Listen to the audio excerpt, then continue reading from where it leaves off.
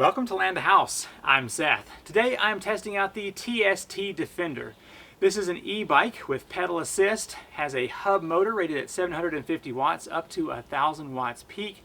It also has a 40 to 60 mile range with the pedal assist, has front shocks, has 7 speeds, disc brakes, and all kinds of other cool features. Let's first do a quick unboxing and assembly of this, and then we will get to the ride test and see how well this bike performs. The packaging for this e-bike was sufficient. I did not see any nicks or scratches after it was delivered. There was plenty of foam padding that I cut off with my knife, and everything seemed to be in good condition. Let's open up the side box here and see what's included. User manual, have the AC to DC power adapter with the wall plug, a couple of extra screws, looks like a little kit here for some tools. We may have to use those to assemble here in just a moment. Got the set of pedals right there. Here's the front axle that holds the front tire on. This is a anti-derail. And lastly over here is the kickstand. I think that's the first thing I'm going to install to help hold this bicycle upright. To begin the assembly, I have the kickstand, which will go on these two holes right here. And I just need to pull these screws off of the kickstand. This is going to go in the back, and then I will replace them here. And one of the included Allen wrenches from the kit will be used to tighten this back down. Alright, the kickstand is on now and seems to be functioning quite well. Let's move on to the pedals next. Now one of these is a left, one of them is a right. I don't see any immediate indication of which is which, so let's just give it a try and see which one of these threads on here. I'm guessing that one doesn't go there. Yep, that was it. I was going the wrong direction. There we go. The anti-derailer goes right back here on the rear lug. And so I'm going to go ahead and remove that.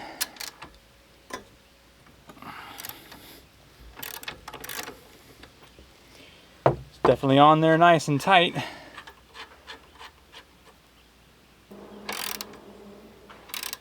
Now it's time to work on the handlebars and the front tire.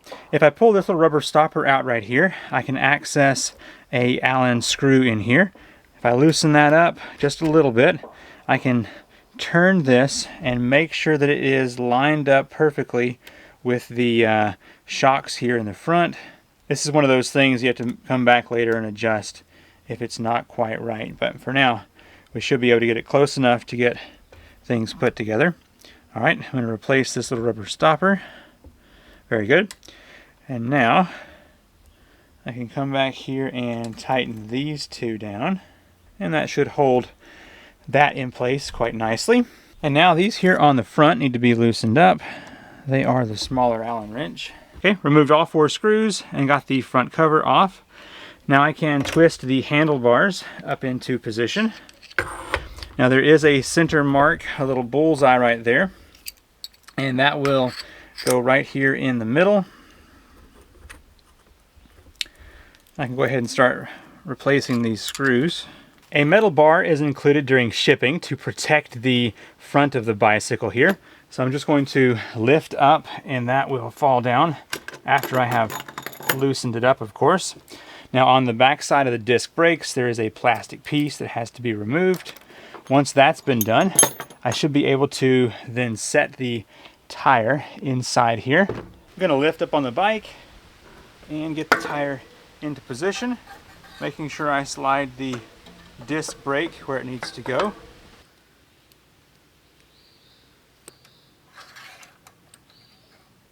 Alright, there we go. Front tire is now on. The last step is to get this fender installed, and that's going to go right in here and attach to the frame down here as well. So I just have 3 different screws to undo here. Alright, so the fender is simply going to be placed right in here, and then I will reinsert the screws into the frame right here, and it will be done. I'm glad that the fenders are included with this bike. That is certainly a good feature, not to have to purchase those separately.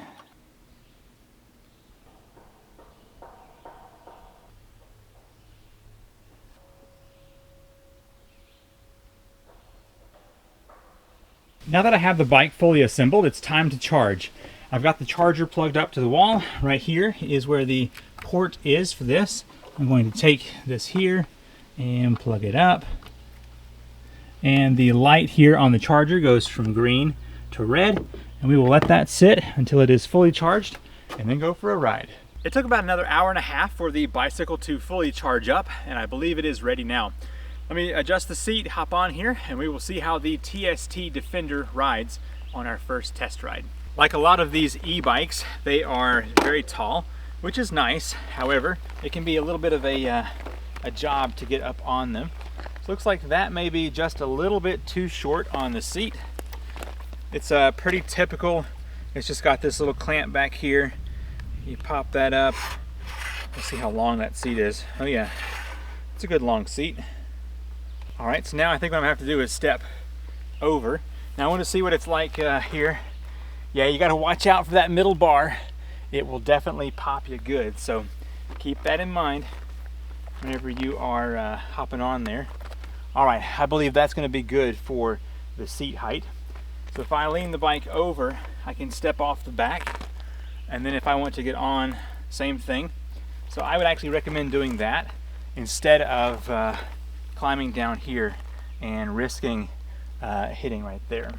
I'm going to turn the bike on by holding down the power button. There we go. 0 miles, 0 miles per hour.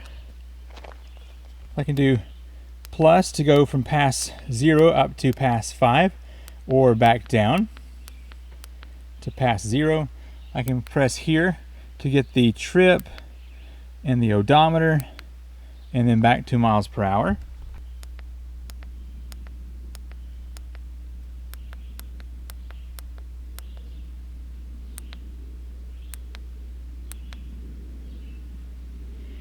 Right here is the headlamp. We can check that out.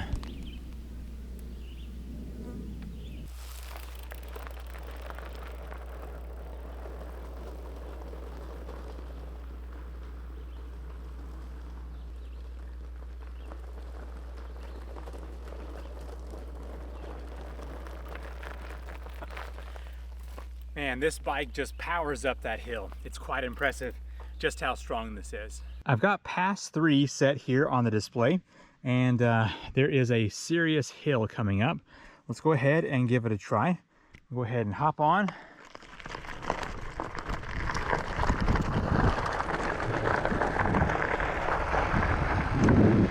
All right, so as soon as I start pedaling, that motor kicks in and it just soars up this hill.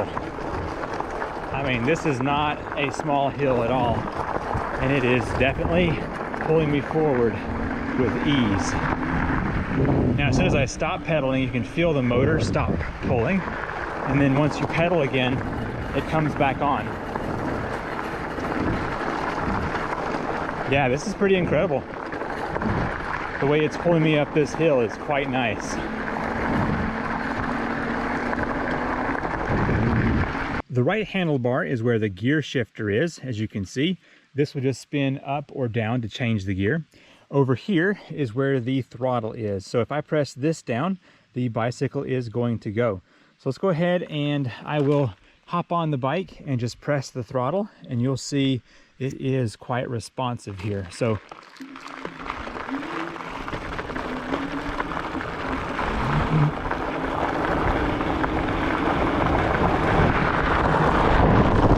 as far as brakes go, there is a little hum that happens whenever I press the front brake, and then the right one, the back brake, seems to be doing just fine.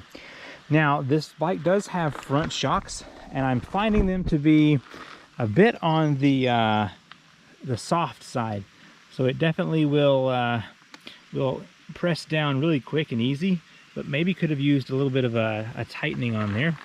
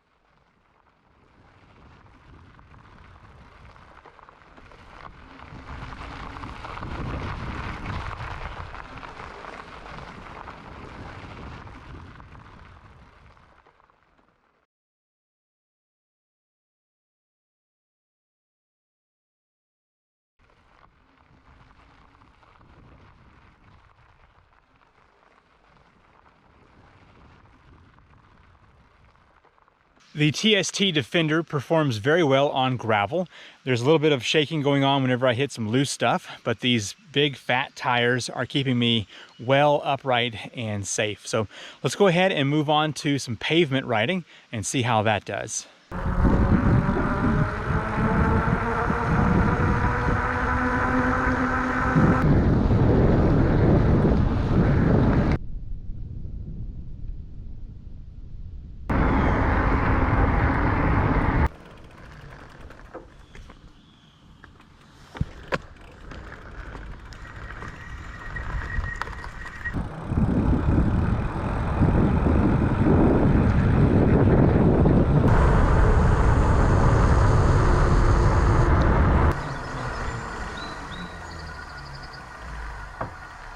Currently, this bicycle has the limiter on it to prevent this from going faster than 15 miles per hour.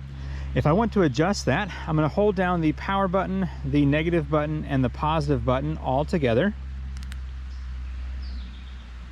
until this screen pops up. And I'm going to hold down the positive and negative. I'm going to press the light button until P3 comes on. And I've already adjusted this to 1, but if it's 0, it'll only go 15. If it says 1, then it will go all the way up to, I believe, 28 miles per hour. So once it's done this, I'm gonna turn the bike off. When I turn it back on, we should be in the mode to go fast. All right, let me test it out real quick. Oh yeah, I just hit 28 miles per hour, no problem. Let me see if I can show you that and safely hold this camera.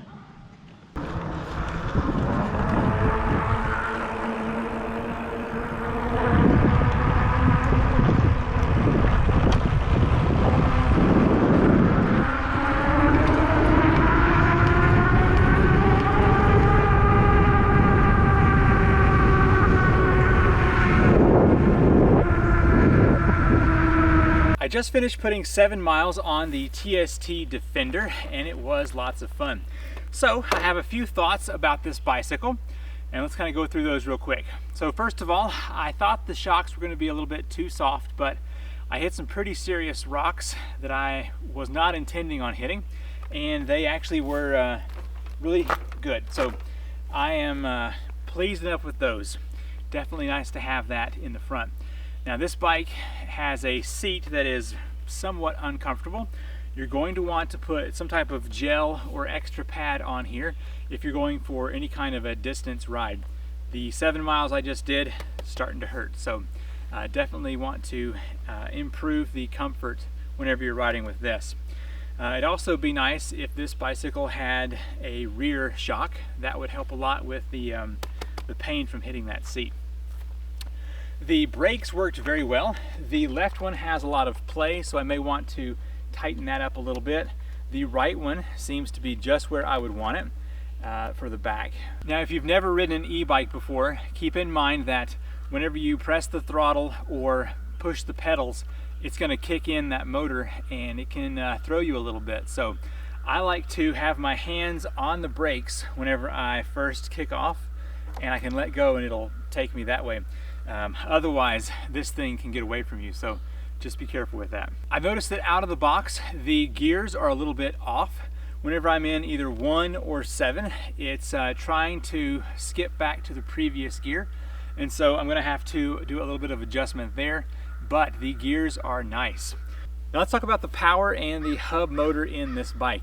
It's a 750 watt or 1000 watt peak, and it was able to take my 220 pounds up this hill no problem whatsoever with just minimal assisting with the pedals. I am very impressed with that because this is quite a serious hill for a bicycle.